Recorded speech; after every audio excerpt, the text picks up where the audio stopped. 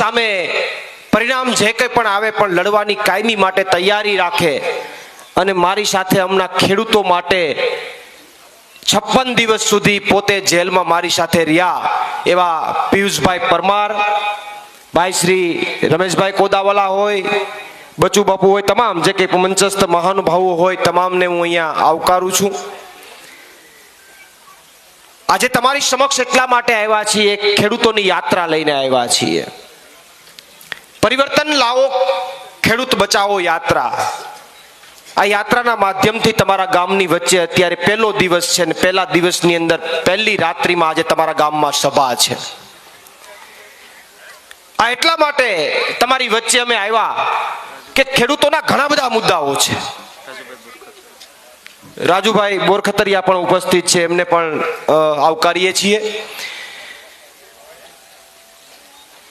મહત્વની વાત એ છે કે ખેડૂતોના અઢળક મુદ્દાઓ છે. બિયારણની વાત કરીએ તો બિયારણ નકલી મળે.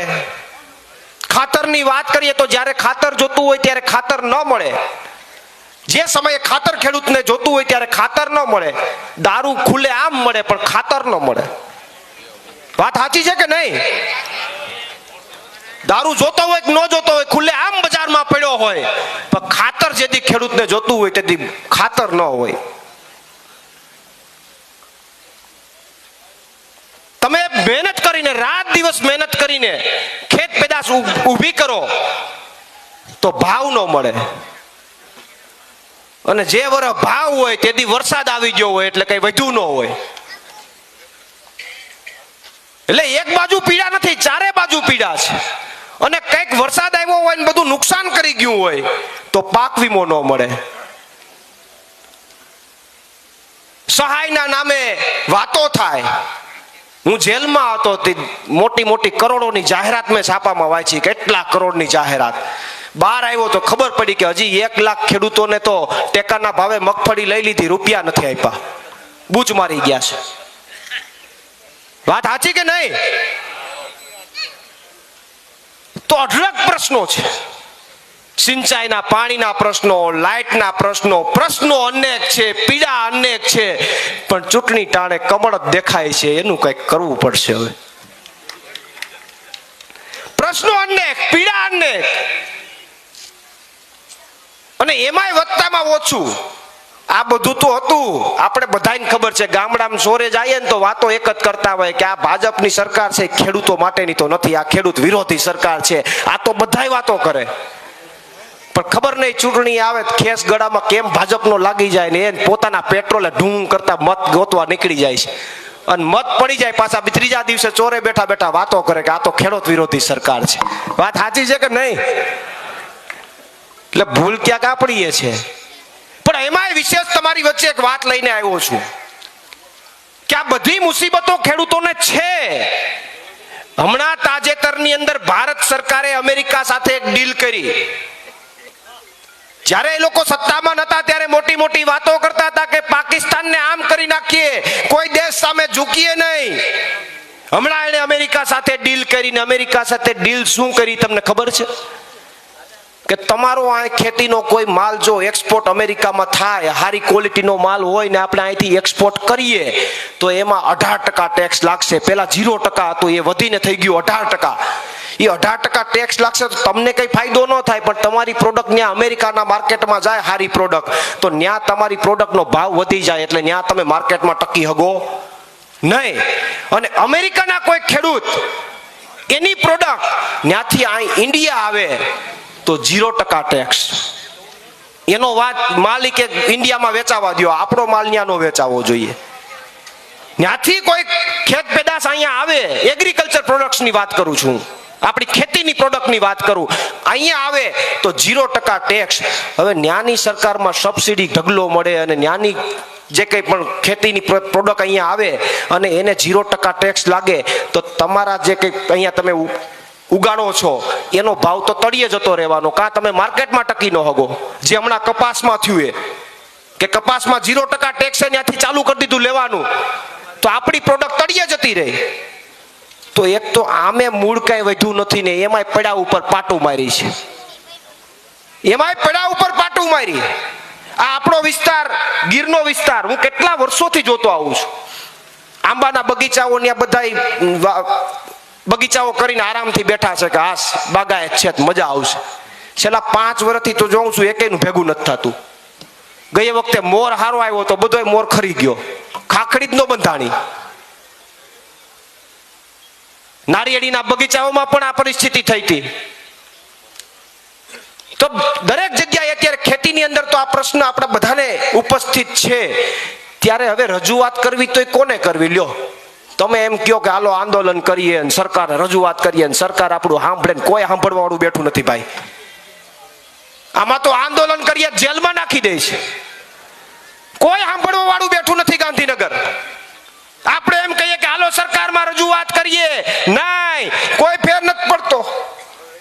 અમે ગયા તા લ્યો હળદળમાં, તમને હમણાં તાજો જ અનુભવ કહું, રજૂઆત કરવા.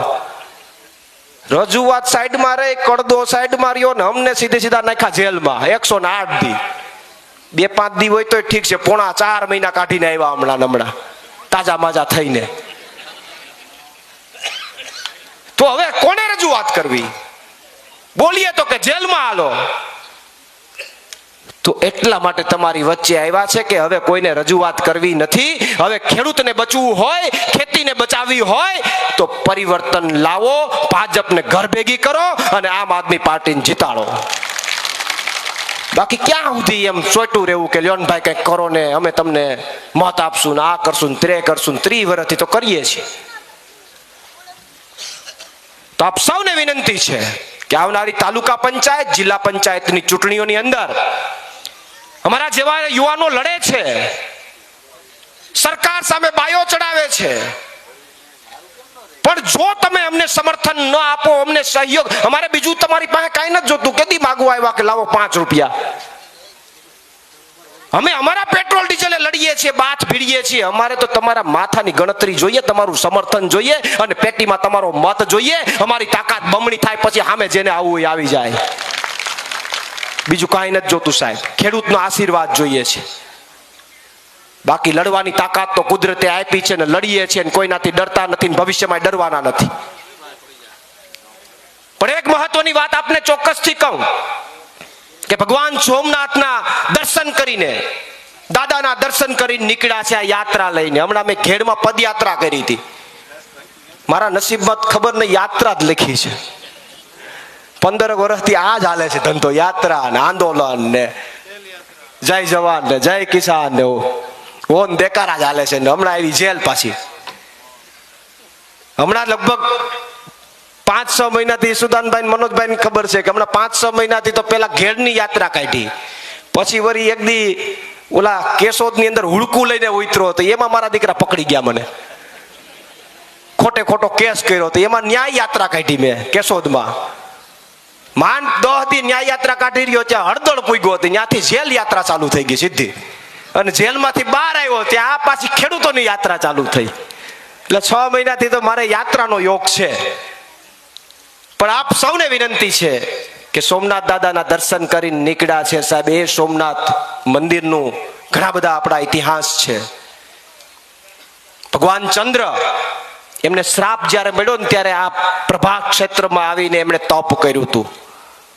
અને એટલા માટે અમે સોમનાથ મંદિરના દર્શન કરીને નીકળ્યા છે કે ખેડૂતોની પીડાને દૂર કરવા માટે અમારે તપ કરવું પડે ને તો તપ કરવા માટે તૈયાર છે. કદાચ 10 દિવસ 15 દિવસ મારા પરિવારથી હજુ પણ દૂર રહેવું પડે તો પણ અમારી તૈયારી છે. તપ કરીને મારા ગુજરાતના ખેડૂતોની વચ્ચે મારે જવું છે. 108 દિનની જેલ, મને ઉત્સાહ છે. 108 દિવસની જેલ બાદ હું પહેલી વાર આ યાત્રાના માધ્યમથી મારા ગુજરાતના ખેડૂતોની વચ્ચે જઈ રહ્યો છું.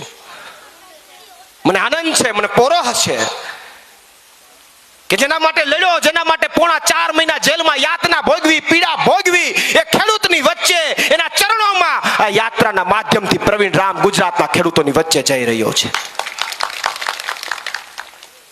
ત્યારે આપ સૌને વિનંતી કરું છું કે આવનારા દિવસોની અંદર આપણે બધા સંગઠિત થઈએ, આપણા મુદ્દાઓ માટે જાગૃત બનીએ. અને હવે કોઈ પાસે માગણી નહીં, હવે તો પરિવર્તન એક જ વિકલ્પ, એના સિવાય બીજી કોઈ વાત નહીં. માગણી વાળી કેસેટ ભૂલી જાઓ. 15 વર્ષથી તો હું માગણી કરીને લાંબો થઈ ગયો છું.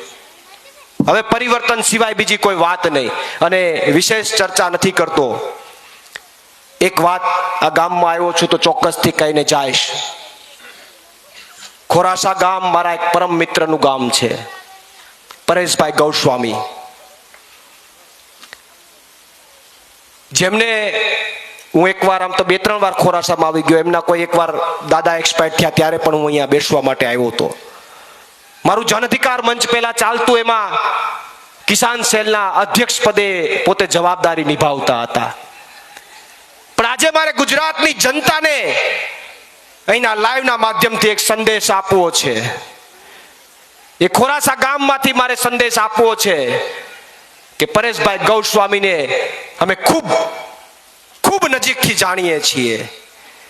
એ વ્યક્તિ, હું કદાચ એવું કહી શકું કે ખેડૂતની અંદર સૌથી ગ્રાઉન્ડ લેવલની ઉપર કોઈ માણસ કામ કરતું હોય અને ગુજરાતનો ખેડૂત સૌથી વધારે કોઈને ચાહતો હોય તો એ પરેશ ગૌસ્વામી છે. એમાં કોઈ બે મત નથી. આ ગામમાં મારે કહેવું પડે. પણ મને દુઃખ થાય છે, હું જેલમાંથી બહાર આવ્યો, મને એ વાતનું દુઃખ છે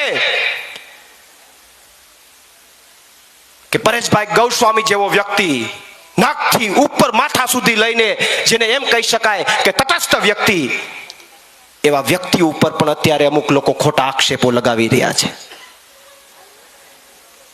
પરેશભાઈએ ગઈકાલે સામેથી મને ફોન કર્યો કે ખેડૂતોની વાત છે પ્રવીણભાઈ, મારે યાત્રામાં જોડાવું છે. મેં ફોન નતો કર્યો, મને યાદ નતું રહ્યું. એનો સામેથી ફોન આવ્યો, અને એનો ફોન આવ્યો એટલે મેં પોસ્ટ મૂકી કે આવતીકાલે ખેડૂત નેતા પરેશ ગૌસ્વામી પણ યાત્રામાં આવી રહ્યા છે. અને એમાં મેં નીચે કોમેન્ટો વાંચી તો મને દુઃખ થયું છે. એક મિત્ર તરીકે, એક ભાઈ તરીકે મને દુઃખ થયું છે. અને એમણે પોતે કોમેન્ટ વાંચી તો એને દુઃખ થયું. એને એવું કીધું કે પ્રવીણભાઈ, મારી હવે ઈચ્છા નથી આવવાની.